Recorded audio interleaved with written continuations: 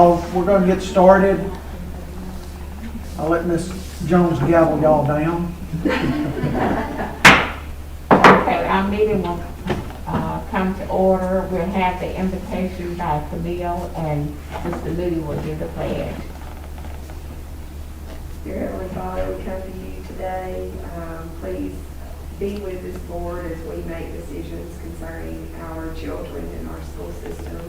And thank you for bringing the administrators to present their continuous improvement plans to us today. Be with our administrators, be with our teachers, be with our board as we go throughout another difficult year, and continue to watch over us, lead, guide, and direct us in all that we do. In Jesus' name I pray. Amen. Attention, salute, pledge. I pledge allegiance to the flag of the United States of America and to the republic for which it stands, one nation under God, indivisible, with liberty and justice for all.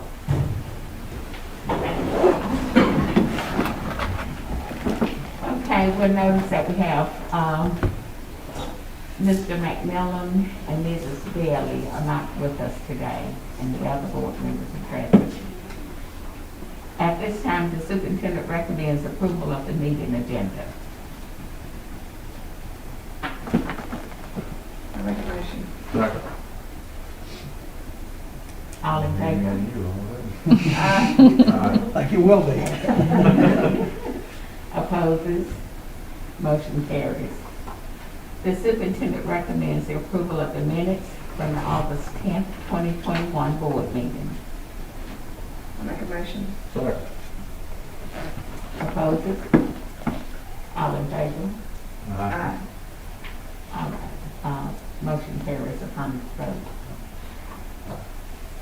At this time, we'll have the budget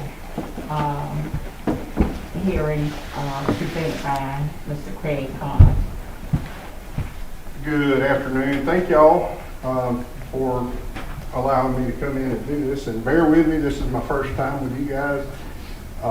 So I'm just going to try to do it the best I can. How about that? First of all, let me thank y'all for letting me have this time.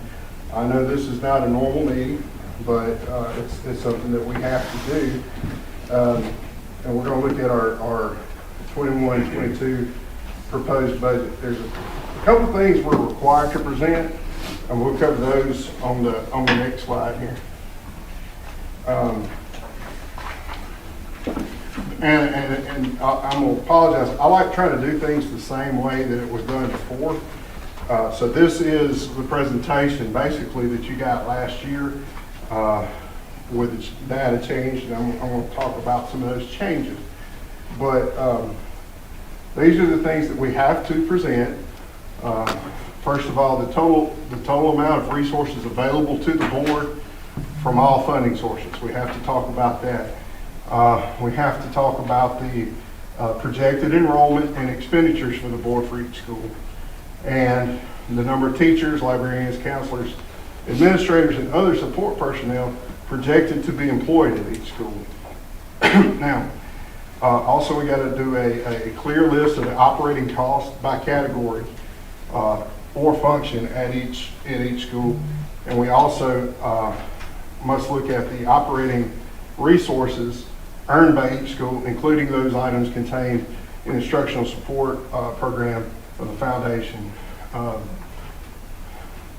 designating the amount of funds earned at each school based on ADM. And what we're talking about there is the foundation program and the number of units that we earn from the foundation program. And if y'all have any questions, go ahead and stop me in the middle of all this. I will try to answer that if I can. I apologize for this being small. This is the budget as it's delivered to the state. This is called what I call it, or they're called the B1. It is a very broad view of our budget, and we'll dig into some details as we go. But this is the budget summary, basically, that is presented to the state.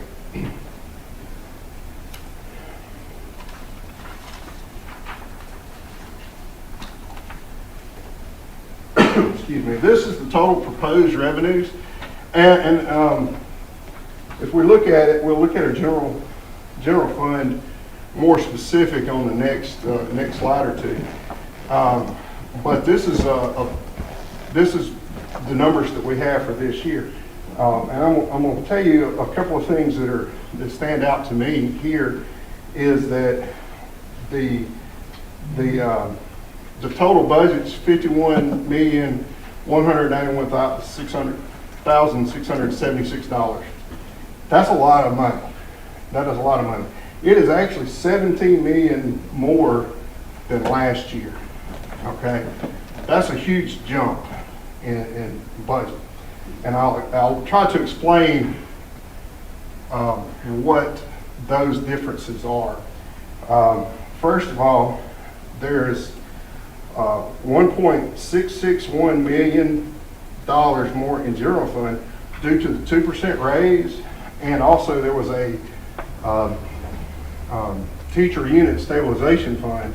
And it's just that teacher unit stabilization fund, which is a one-time funding, was $889,000. It was a good chunk of that, and plus when you add the 2% raises on top of the foundation program, that's what all added to that to make it, excuse me, to make it the difference. They add the $1.6 million. There's also a $13.452 million increase in federal funds, and that's due to ESSER 2 and ESSER 3, which we just got approval for ESSER 2 not too long ago. But on that, I'm showing all of the revenue for that this year, and that's $13 million there. But I'm showing all the revenue in this year. But we have until 2023 to spend ESSER 2 and 2024 to spend ESSER 3. So it's kind of misleading in a way, but I did include all the revenue, and actually at the same time we didn't know how much of the expenditures we're actually going to hit in this year, so that part has not been budgeted yet. But we'll get to that on the amendment for sure. That all being said, that was kind of the explanation of why it's so much more than it was last year. Is those two things, mainly the federal dollars. Excuse me.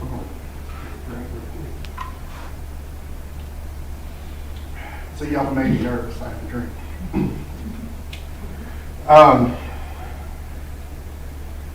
Now, also, if you look, you have the debt service. It increased slightly, a little bit. That's due to that new that bond that we did last year. It actually added to our debt service a little bit. But you have that. Let's see. Next page of notes here.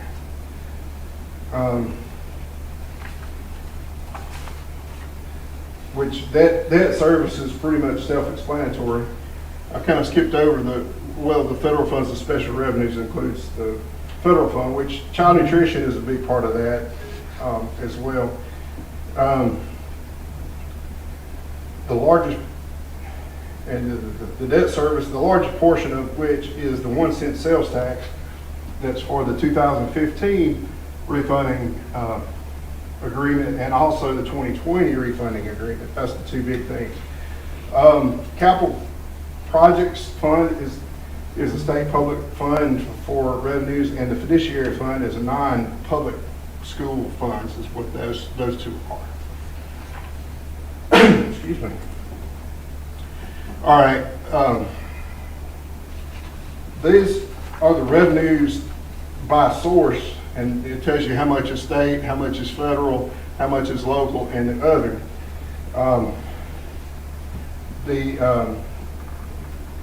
The other category includes E-rate, CMP rebates, and payments made behalf on the school system by the State Department of Education. Mostly that would be the debt service on some leveraged funds that we used. to use, like to buy buses and whatnot. All right? And this is a visual representation of that. It's a lot easier to see when you look at it from a pie standpoint. But even with that massive federal influx of money, that blue side there is still the majority of our funding. Okay, and that's going to be our state foundation. All right.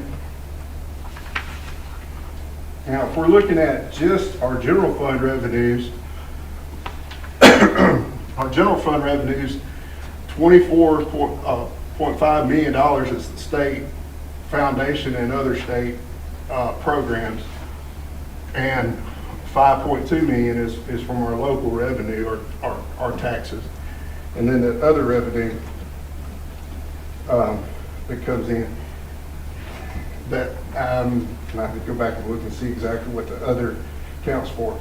But this is what our projected revenues for the board's general fund. This is the only, quote, discretionary funds that we really have. Everything else is pretty well earmarked, but this is discretionary, and it's really not discretionary that much because about 86%, 85% of this is all already tied up in salaries and benefits. So that's where the majority goes. And we'll get to that in a little bit on our expense side.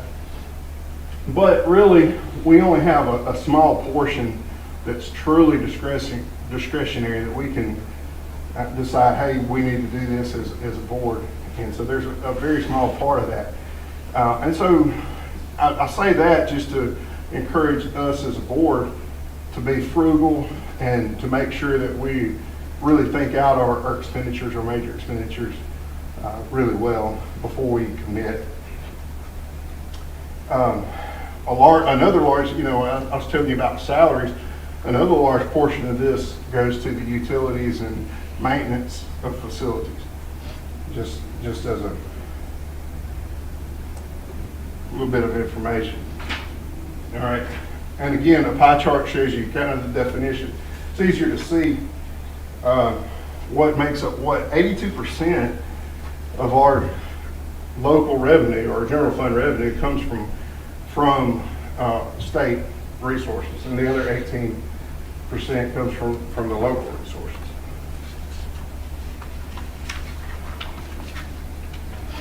All right. Now, this is going to the expenditure side, and you see where we break it down. And I think the categories are self-explanatory, but if you, I'll touch on a couple just to give you a little bit of added information. Instructional services, that's going to be, that's what we're here for, is to teach kids, and that is the big majority of where the money's spent, to teach kids, and that's where it should be spent. But we do have a couple other things. Operations and maintenance is pretty self-explanatory. Instructional support is also pretty self-explanatory. Auxiliary services, that does include transportation and child nutrition program to an extent, and things like that. Other expenditure category includes the preschool program, extended day program. So those are a couple of things that are major programs and major expenditures that also provide, like in the example of the preschool program and the extended day, do provide instruction. So that's what we're here for. Again, that's our main goal. So again, a pie chart to show us what percent of expenditures this is. Instructional services and instructional support makes up 53% of our total expenditures. Now, again, there's some federal expenditures that are not showing up on this yet, and we will, and that's some of those ESSER funds that were not, like I said, they were just approved very very recently, so we're still working on the ESSER 3 application. And so those had not been budgeted completely yet, and that will be handled, I think, in the amendment when we get to that amendment. All right, and these are the expenditures broken down by the general fund. Again, instructional services, instructional support services make up the majority of those expenditures. Okay, and you see the slight difference in the other expenditures, that extended day. Some of that extended day is actually federal programs through our 21st Century program. This represents the general fund expenditures in graph format. 73% of the general fund expenditures are budgeted for instructional and instructional support expenditures. And I would like to point out that 85% of general fund budget expenditures are budgeted for salaries and benefits. That's 85% of that money. But you're saying that no ESSER 2 or ESSER 3 funds are included in this budget right now? No. There's some included, but the majority of it is not. And again, part of it's because it's going to be expended in the couple of years down the road. But the revenue is showing up this year. You see what I'm saying? I think that does skew the information a little bit, and I apologize for that. I'll try to get it a little tighter. I do know that because of some of the local funds that we did get, like the teacher stabilization, we actually are going to use those funds instead of ESSER for some of our employees for the first year, and then we're going to use the ESSER funds later. So we kind of swapped it a little bit in order to make more use of the ESSER funds later on, if that makes sense. All right, now this sheet right here, and I'll flip over in the book. I'm going back and forth in the book a little bit. Let me just kind of explain what's in the book before I get into the sheet. If you look at it, you got the preface and the mission statement and kind of definitions of what we've been talking about. And then you have the B1 sheet, which is that general summary page in your book. Looks like that. And then you have several pages of what if you look at the top, it's called the P1A and the P2B sheets for each cost center, and that goes down to the expenditures at each cost center. But y'all can peruse through that at your leisure.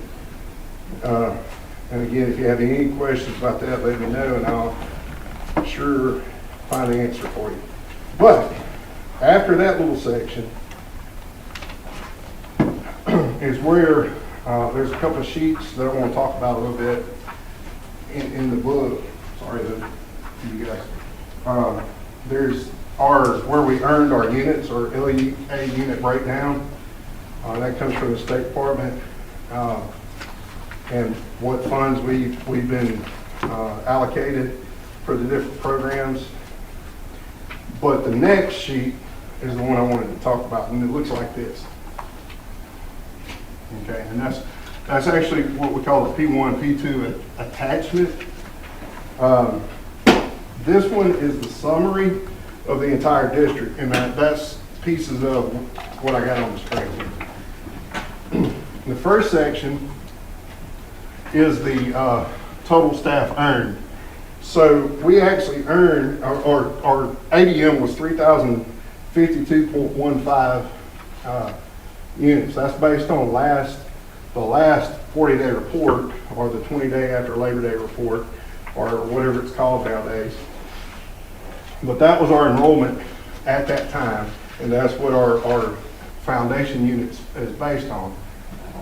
And with that, we earned 177.59 teacher units, 8 principals, 2.5 assistant principals, 6.5 counselors, 7 librarians, and some folks at the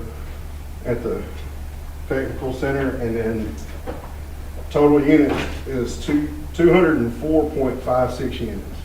That's how many total teaching units we picked up, all right? And we'll talk about them a little bit more as we go, all right? Then, if you look at the next section, this is the actual money amount that we earn for the salaries, fringe benefits, and other current expenses. And again, that's the majority of our foundation program.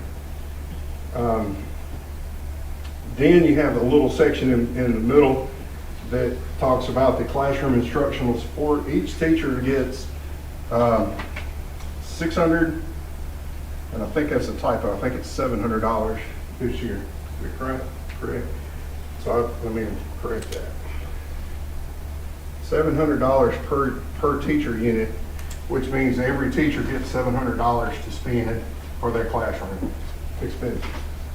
Also, we earn $350 per unit on technology, $157 for library enhancement, $100 per unit for professional development, and textbooks, $75 per unit, or per ADM actually. They changed that one. Our total foundation program is $20,936,344.25. And the next line is a very important line. That is what we call our local match, that we have to match with our local funds, our local tax. That's considered 10 meals of our ad valorem tax, and that has to go back to that. So out of that 20 million,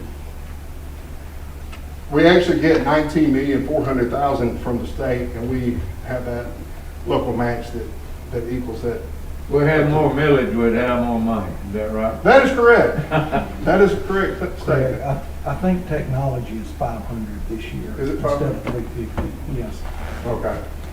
Check on that, but I believe technology is 500. Okay. I'll check on that and make sure. I do know that we sent all that out, and it came back from the we basically send that money directly to the schools, to the local schools, and they choose how to spend it. So that takes care of that. The last section is probably the most important one to look at here, and this is how we used our units, basically. Now, I will say this graph, this only represents our full-time employees. Now, I know during the presentations by the principals earlier, several of them have used part-time retired teachers and some other folks like that. Those are not included on this sheet. This is just our full-time employees. All right, so that's an important distinction, because that means we have way more employees than are actually here. Okay, if that makes sense. We have probably at least 5 or 6 at each school, so that's another 50, 60, or 50 some odd employees that are either retired teachers or part-time that do not earn benefits. And just to throw that out there, okay? They are included in our budget, but they're not included in this part of it, if that makes sense. Now, I know this is hard to read, because I'm going to have to take my glasses off to read it. Gosh, I made it way too small.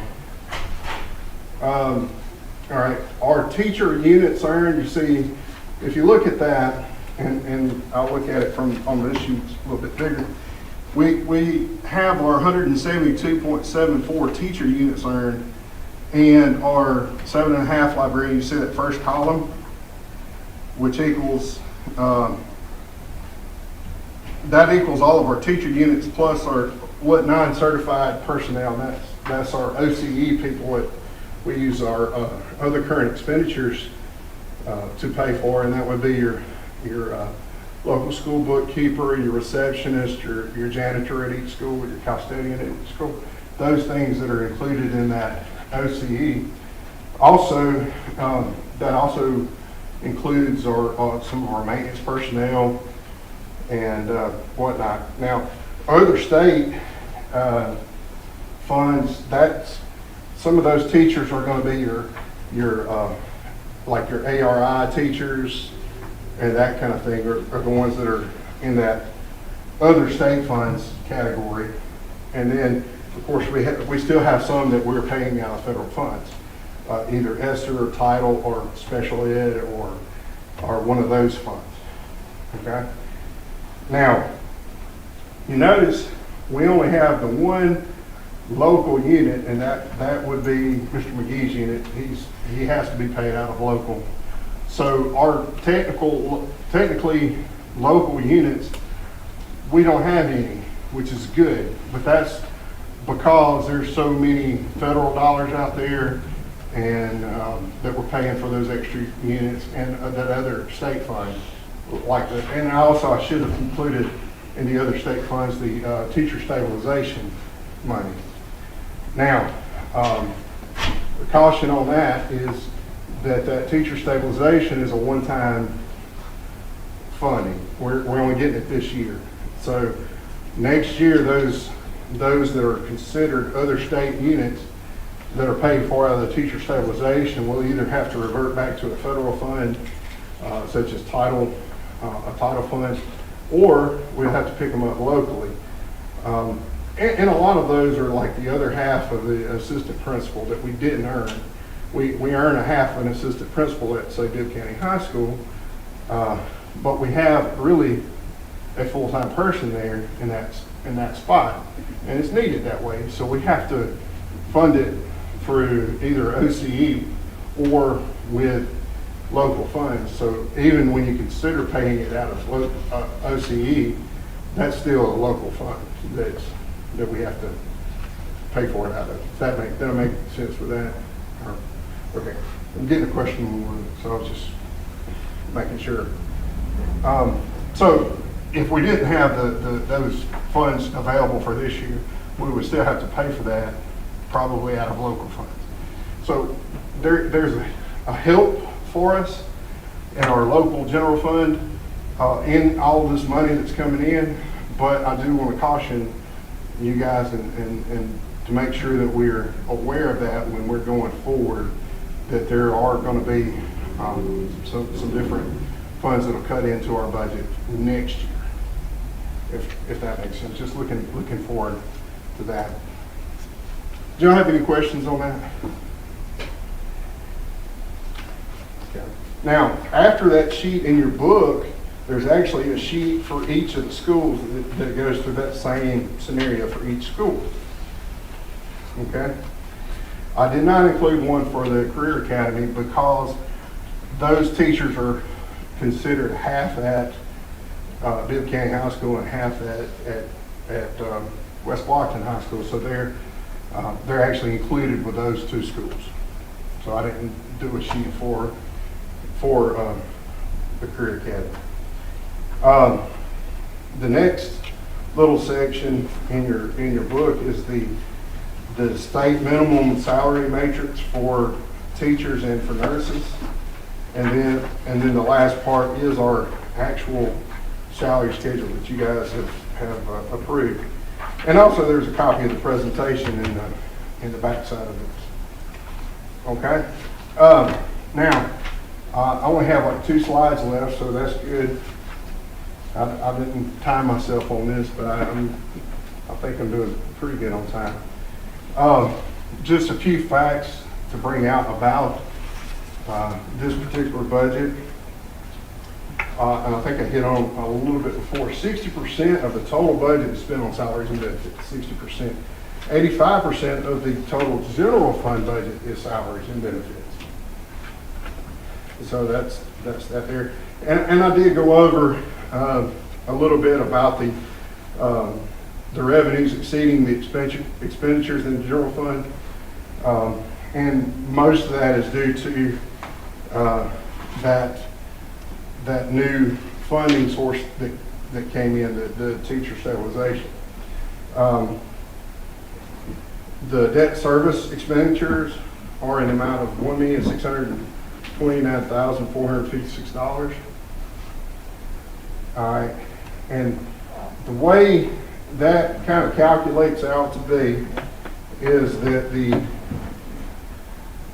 1 month operating balance in our proposed budget is $2,191,123, and the ending balance is $5,786,933 for a 2.64 month operating balance. And that will exceed our 1 month operating by $3,595,809. That is, that's good. I know when I presented to you guys the financial statements, and I think I sent you guys the financial statements yesterday, I think it was for the month of July. And I believe the month before I actually had that calculated right at 3 months operating budget. Now, these numbers are subject to change based on how we close out the year and what all expenditures, but I did kind of warn you that we were going to be spending a lot of money in August and September in order to get, there's a lot of adjustments being made at the end of the year, making sure everything is posted correctly. That being said, I think this is a good number.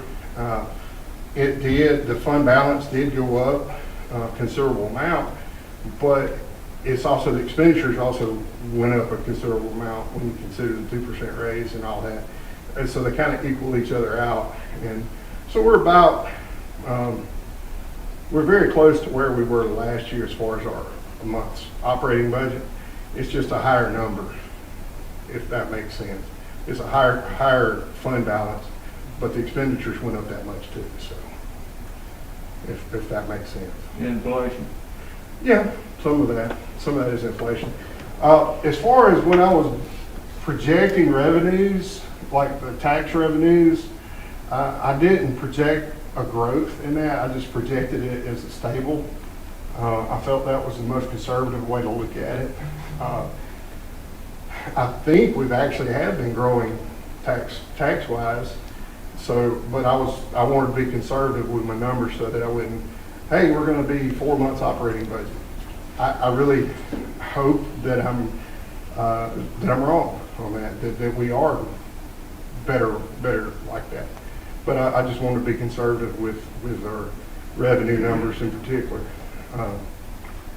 just to make sure that we're in good shape. I'm always a nervous wreck in making sure we didn't spend too much money, and so bear with me on that. I still will be, but that's kind of, you pay me to worry, so I worry. It hasn't hurt my figure much, but I do worry. Do y'all have any questions or comments or anything? I know that was kind of short and sweet, because I really don't like getting in front of the crowd too long anyway. And if y'all do have some specific questions, I can answer them before next week when we do our second budget hearing and approval. I would appreciate it.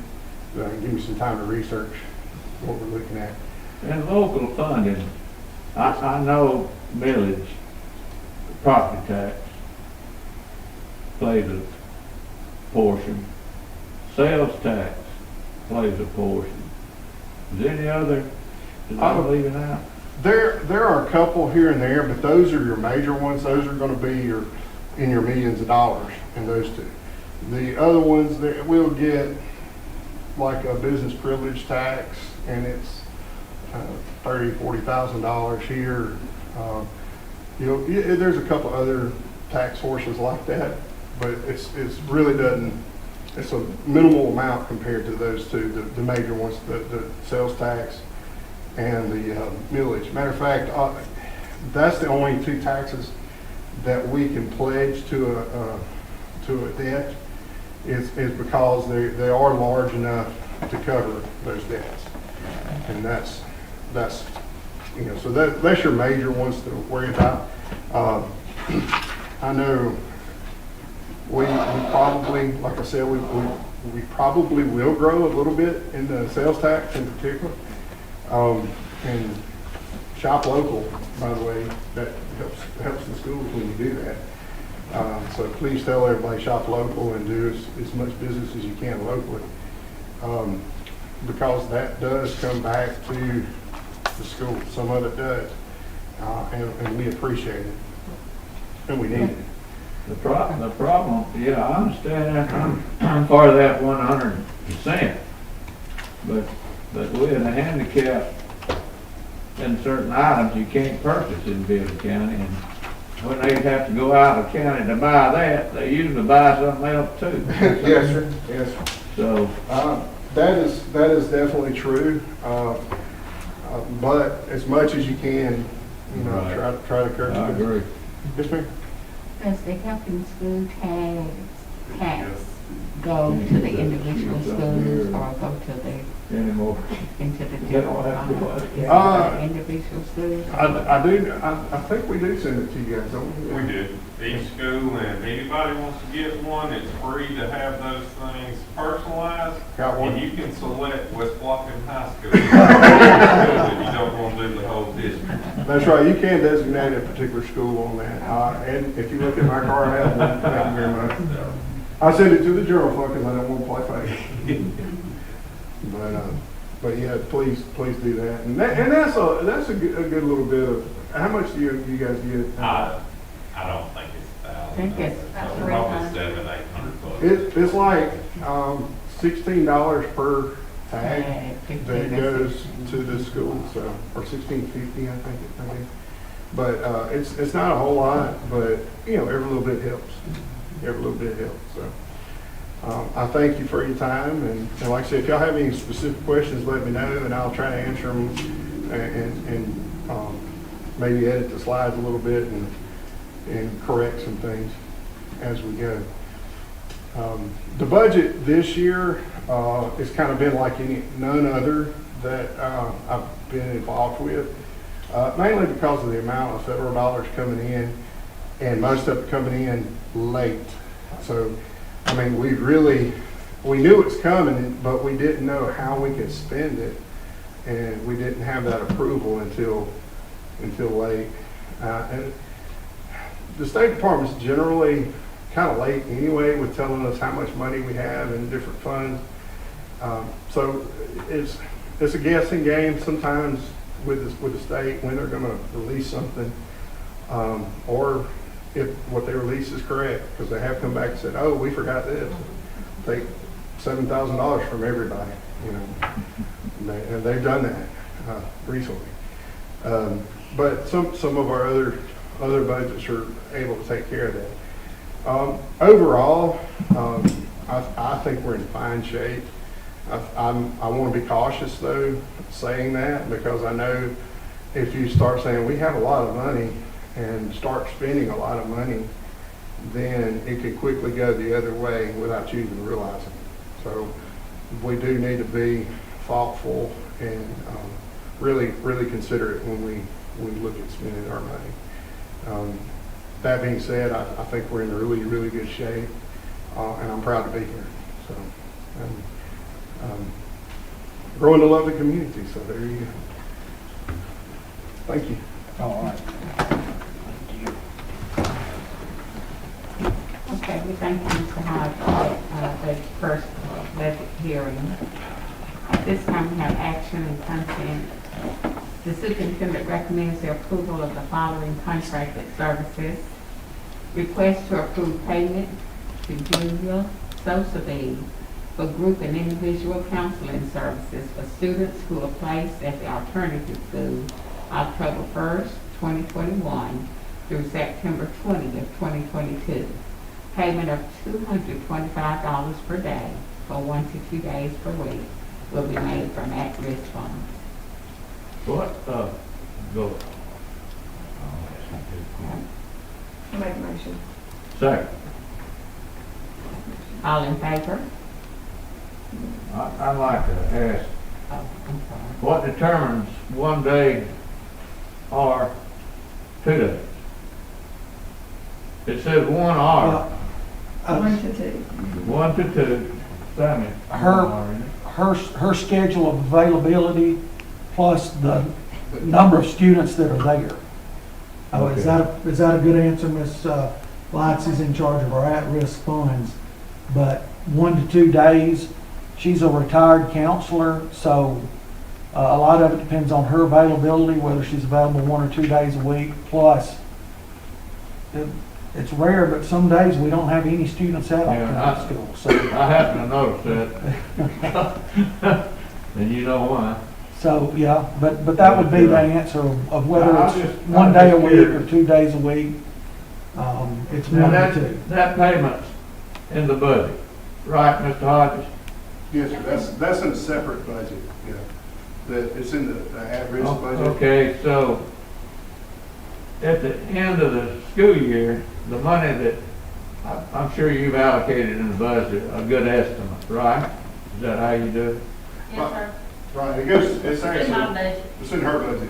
Sorry about that. Right? Don't Yes, sir. give you credit, I'm gonna ask you then. Yes, At sir. at the end of the school year, money that's not spent reverts back to, No, it has to go. has to be spent? Yes, sir. Yes, sir. It has to In be the spent. fiscal year. Okay. And it could go for another category in her budget, such as, I mean. So it could, Something what? if it's not used, you can use it elsewhere, I'm asking. Yes, sir. Like mine is, I can use safety, security, instructional substitutes, I'm trying to think, extended days such as like Saturday school, anything where we would have at-risk students involved, if I have a Okay. line item in my budget. Okay, thank you. And we also, Ms. Tannehill's also comes out of my budget, the Okay. retired teacher. Right. That's kind of, with budgeting in general, that's kind of how it goes with all the programs. Each state fund is actually, and that is a state fund, a state grant, but they're earmarked. They tell you you can spend it on these category of items, and we get to choose which category of items we want to spend that on, and that's each individual director chooses that. And that's fine, but like you said, at the end of the year, if there's an overage here, or we have to make it balance, and we have to spend all of those state funds before they go away. Yeah. And just so you know, Mr. Moody, because of our free and reduced lunch costs, I lost $20,000 this year for at-risk because of our free and reduced lunch decline You mean the pies? for our Yeah. budget. Yes, sir. It's been being about 100,000 a year. What caused it again, Ms. Lance? Free and reduced, not having free and reduced lunch forms. Basically, our students not turning in their free and reduced lunch forms. All right, if they don't turn in, what happens? At the lunch table, If what happens? if they would qualify for a free or reduced lunch, they don't get well, in the past, they wouldn't get a free or reduced lunch. Right. But what's happened is the federal government has now decided that every student gets a free lunch.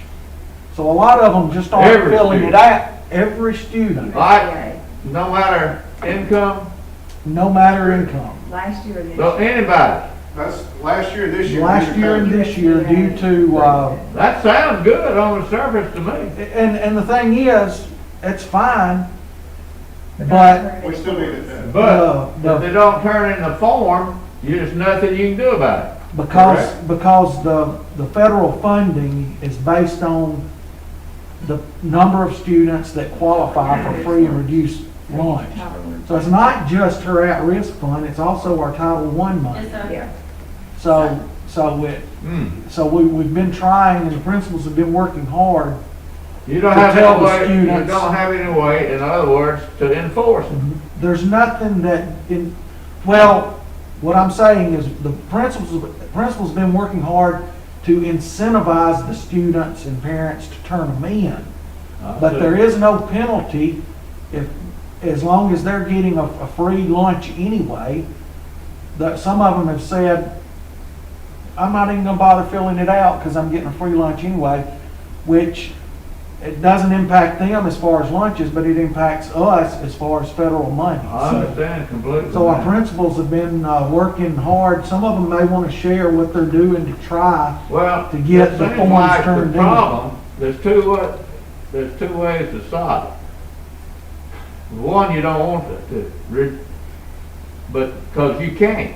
If they don't turn in the form, I understand, you can't make them, Right. but you can't refuse the meal. All right, so the government or whoever's in charge of this program shouldn't require that form to be filled out. They're gonna feed them in. It's just a matter of filling out a form, and then it's gonna cost you money if it's not turned in. It really doesn't make sense. From the, Well, you've got, the form is for the child nutrition program, but the federal government uses the numbers on those forms, the number of kids, to base their per student allotment for free and reduced students. So it's really hurting, not just us, I'm sure other school systems are having this issue of students just, and parents just not filling out and turning in their lunchroom, free and reduced lunch form. I understand. Um, I think I understand anyway. Ms. Esmond, We tried to explain that to our parents at our open house and explain the importance and how federal money was tied to that. But we've also talked about, there's a way, I forget what date it is, in the power school or the lower local, that we can see who has not turned one in. And then if you know your students really well, you kind of know who would be more likely to qualify, and if they had not turned in, to start making some personal contact and speaking with those parents and So- encouraging them to turn them in. But So that the helps. NIH don't do That helps, Yes, but it doesn't solve it completely. no, sir, it doesn't solve it. But Well, it and like, can help. when you think about it, a high school setting too, you know, you got older kids, Mhm. and there's, you know, if, I don't eat, so why do I need a lunch for them? You know, I'm not gonna eat. But they might be a free or reduced lunch child. But they're not gonna bring in forms because I'm not gonna eat the lunchroom. I understand. That's one thing that child nutrition did many years ago, was to do a family form, so that if they have younger siblings at the elementary school, that it would catch those older students on that application. So you can do a family application for everybody in that household. And that should help catch some of those older students that have the younger siblings. And because that's an issue, what you just said, that's an issue from child nutrition standpoint. I was a child nutrition director and a child nutrition auditor for years. Well, And that's a big problem. The problem is, like you said, if we weren't giving free lunches, it would be much easier to get those applications in, because the kids want to get the free lunch. They're sure. getting it free anyway, so there's no incentive. No incentive to turn the form in. Correct. Well, I'm glad that, one thing I'm glad of, any child that wants a lunch can get a lunch. And breakfast. And breakfast. That's the good part. And breakfast. But, I don't know how to tell you either how to solve that other one. I wish I did, but, It's just a little easier with elementary. It is. yeah, I can imagine, yeah. They would, Mr. McGee, can we do a call out, like, from the board to remind parents, like even of high schoolers, or is that I mean, an option? we Just a can, reminder, hey, if you haven't filled this out, your child hasn't given this to you, we need these turned in. Is there a deadline that has to be turned in? no, I mean, They're accepted all year long. Yeah. There are I don't know when the federal government determines your funding for next year. I don't know if they do that in the spring or when they do that. I'm not sure either. I do know that like Mr. Wallace said, if they go year round as far as child nutrition goes, I guess if we talking about federal funds, aren't we? Yes, sir.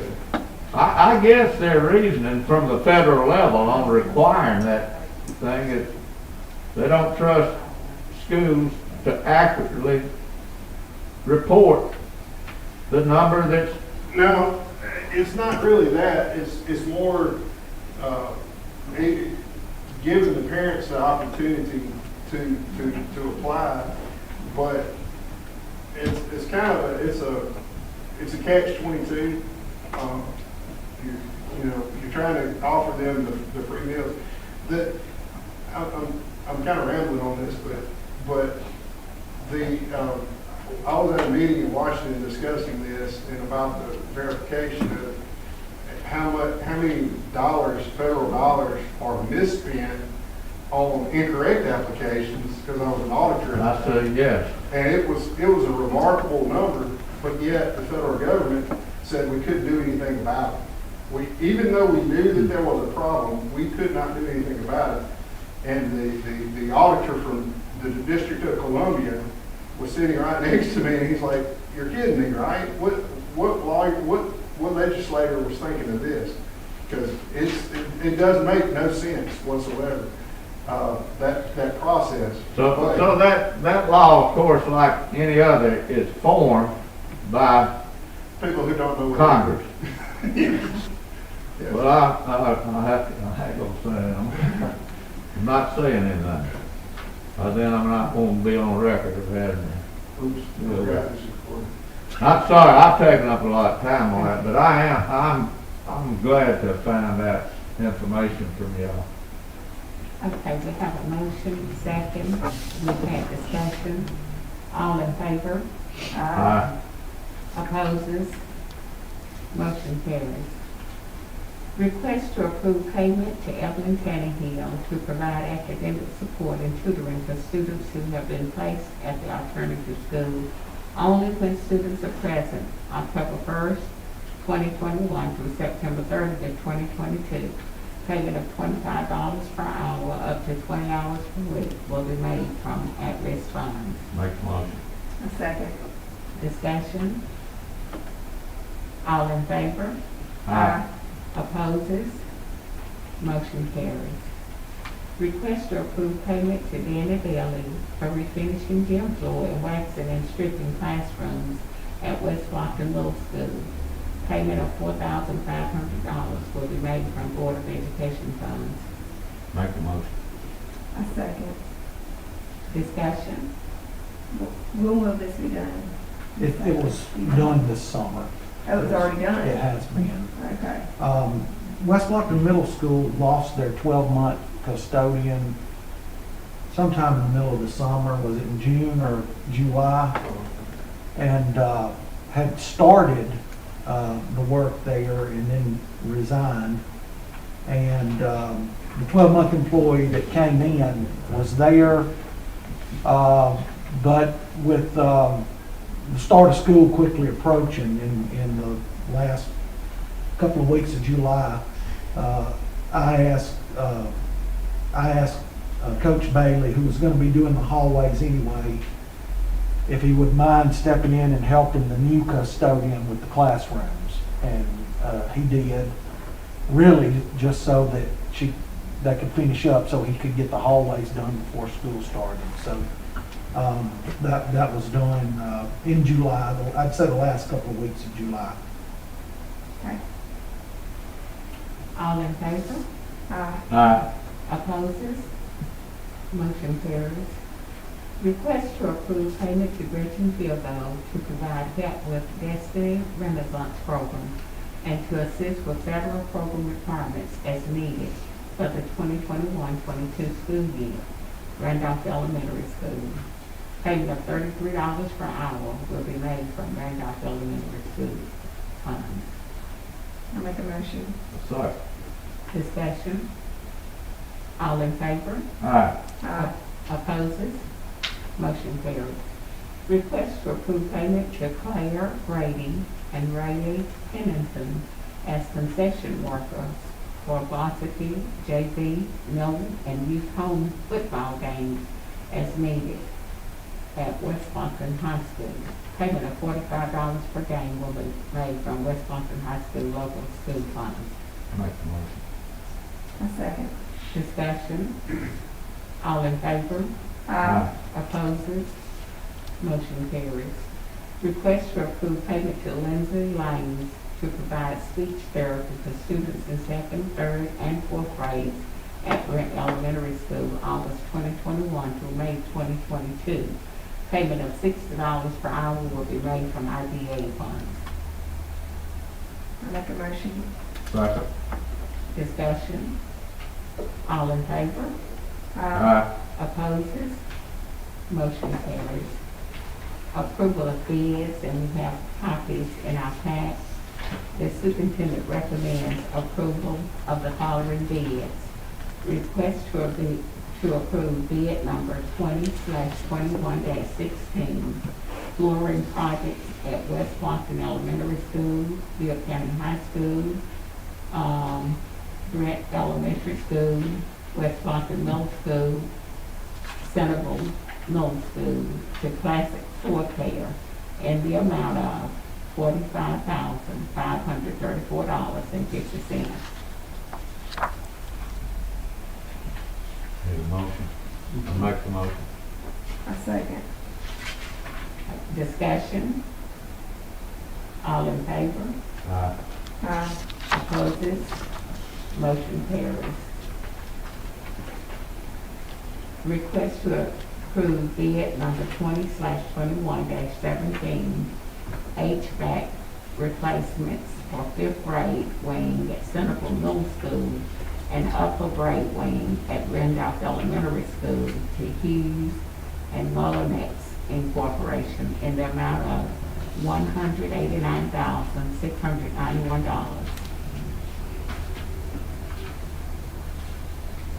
I make a motion. Second. Discussion. All in favor? Opposes? Motion carries affirmative vote. The superintendent recommends the approval of the following personnel actions. Request to approve the resignation of Lauren Barnes, counselor, Centerville Middle School, effective September 3rd. Make the motion. I second. Discussion.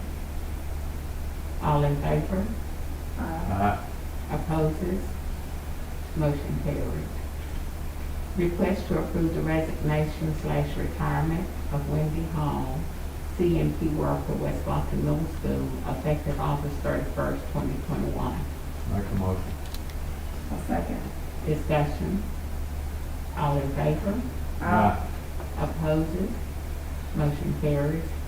Request to approve the resignation of Deborah Schooley, bus driver, effective August 20th, 2021. I make a motion. Second. Discussion. All in favor? Opposes? Motion carries. Request to approve the resignation of Erica Quimby, nurse/aide/bus aide, for an elementary school, effective August 13th, 2021. I make a motion. Second. Discussion. All in favor? Opposes? Motion carries affirmative vote. Request to approve the retirement/resignation of Terry Hessel, teacher, Bibb County High School, effective August 31st, 2021, and cast after-school program administrator. Make the motion. I second. Discussion. All in favor? Opposes? Motion carries. Request to approve the resignation of Brett Gilbert as middle school head baseball coach, Centerville Middle School, effective August 27, 2021. I make a motion. Second. Discussion. All in favor? Opposes? Motion carries. Request to approve the resignation of Bobby Terry as assistant middle school football coach, Centerville Middle School, effective August 24, 2021. I make a motion. Second. Discussion. All in favor? Aye. Opposes? Motion carries. Request to amend the leave of absence for student teaching for Kimberly Johnson, paraprofessional aide, Brent Elementary School, to September 7, 2021 through December 3rd, 2021.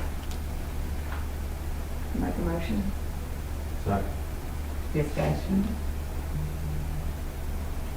All in favor? Aye. Opposes? Motion carries.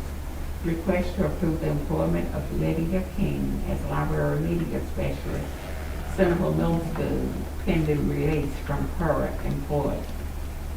I make a motion. Second. Discussion? All in favor? Aye.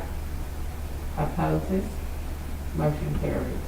Request to approve the employment of Lakeisha Jackson as paraprofessional instructional aide, West Boston Middle School, effective September 10, 2021. Make the motion. Second. Discussion? All in favor? Aye. Opposes? Motion carries.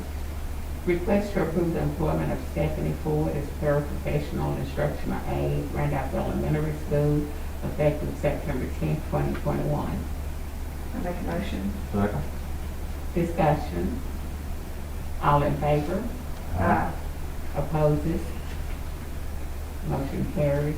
Request to approve the employment of Mary Avens as bus driver, effective September 10, 2021. Make the motion.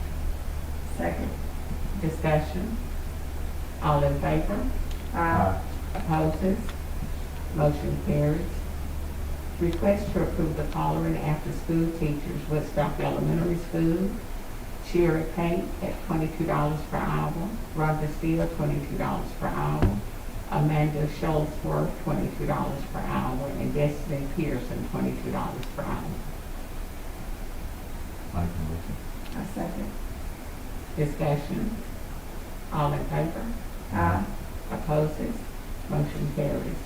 Request to approve the following for Cubs after school, West Boston Elementary School. Brandy Lyles, teacher, $20 per hour. Jessica Garner, staff member, $12 per hour. Make the motion. I second. Discussion? All in favor? Aye. Opposes? Motion carries. Request to approve the following as student assistants for 21st Century Pass Program for an elementary school. Ricardo Lucero, $8 per hour. Allie Nichols, $8 per hour. I make a motion. Second. Discussion? All in favor? Aye. Opposes? Motion carries. Request to approve Darrell Montes as assistant varsity football coach, Bibb County High School. Make the motion. I second. Discussion? All in favor? Aye. Opposes? Motion carries. Request to approve Brett Lacey as assistant varsity baseball coach, West Blockton High School. Make the motion. I second. Discussion? All in favor? Aye. Opposes? Motion carries, affirmative vote. Request to approve Jalen Gaines as head junior high baseball coach, West Blockton Middle School, and I'm abstaining because of, Okay, we're gonna need then to, we can't pass that without 3 votes. Okay. So, we will have to, postpone that until a future meeting. Okay. We can take care of that Tuesday. Okay. All right. Item R on the agenda is postponed until the Tuesday, September 14th meeting. That can pass 2 to 1. It's gonna take Gotta be a 3 quorum votes. of the Right, board, okay. That's right. three out of 5 to approve some. I've got it. Okay? I didn't need a motion and a second to agree to that, we just postpone it, that's okay. We Okay. postpone that. All right, And approval that's, of, I should have picked up on that when we approved the agenda. I should have noticed that we couldn't do that because I knew that was standing for you, so. okay. Okay, approval of volunteers, request to approve T.J. Morton as a volunteer junior high football coach, Central Middle School. I'll make a motion. Second. Discussion. All in favor? Opposes? Motion carries affirmative vote. Approval of substitutes, request to approve the following substitutes. Jennifer Chisholm, classroom sub. Brenda Cantor, classroom sub. Jennifer Epperson, CNP, custodian sub. Brianna Underwood, nurse sub. Brandley Wallace, nurse / classroom sub. Nicholas Belvin, bus driver sub. I'll make a motion. Second. Discussion. All in favor? Opposes? Motion carries. The superintendent has approved family medical leave for Kelly Hope Sellers, teach at Brent Elementary School from August 9th for up to 12 weeks. Does that need a motion? It's, Yeah, we've done. We don't need a motion and second for that. Okay. All right, that's no motion, second. Okay, at this time, we have an executive session that will last for how long? 20 minutes. Okay, 20 minutes, the executive session. Do I have a motion and a second? So moved. Second. Okay. All right, we will go into the executive session. for Let's 20 discuss, a real estate issue. minutes. Discuss real estate.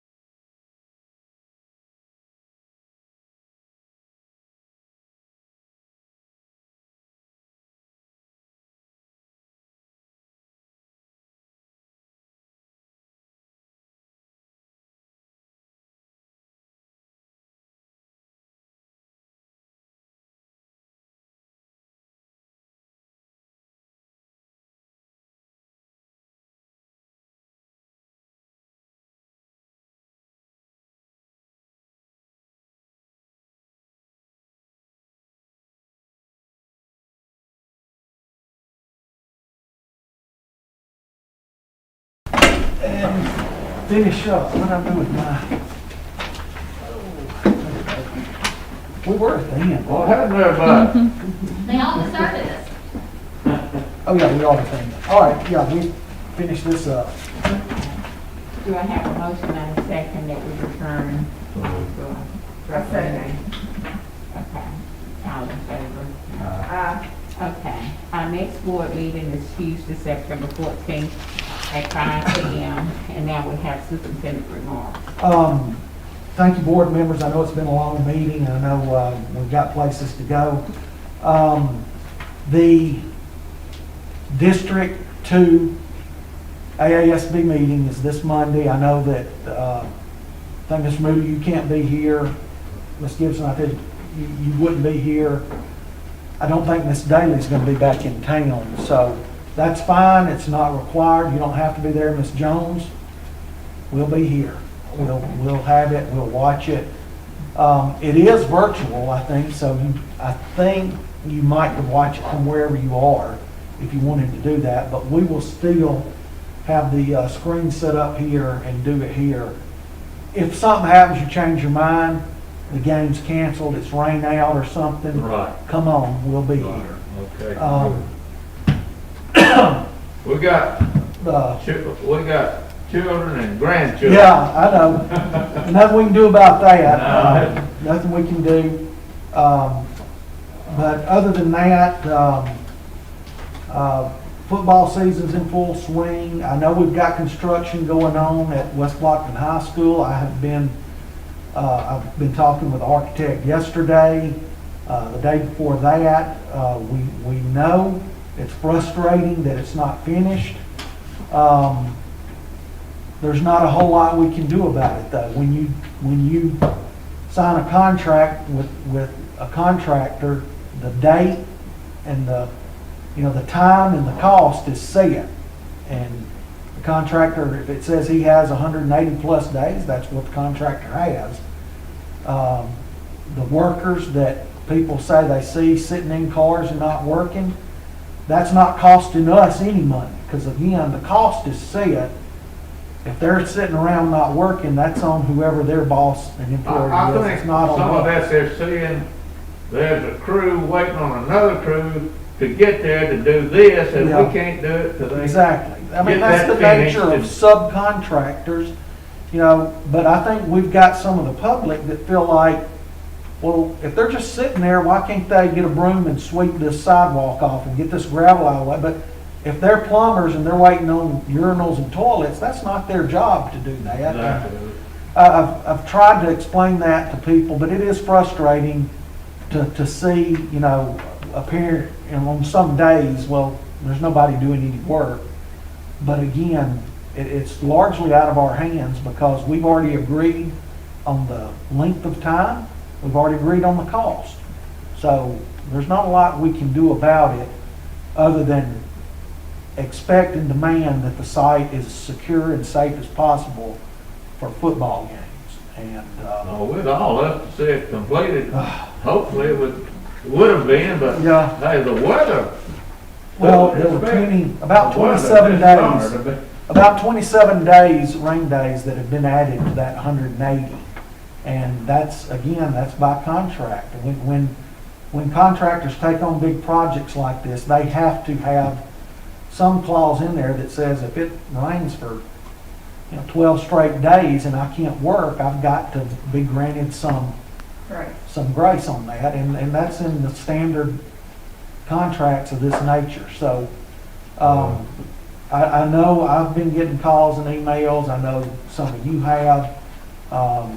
But, we're just as anxious to get finished as anybody. That is exactly right. No more than, I would love to see it finished too, but I do understand the problem. One of these days, they're gonna be proud of it. Oh, yes, sir. I think so. All right, Ms. Jones, that's all I have. Thank you. Okay, do I have a motion and a second to adjourn? I make a motion. Second. All in favor? Aye.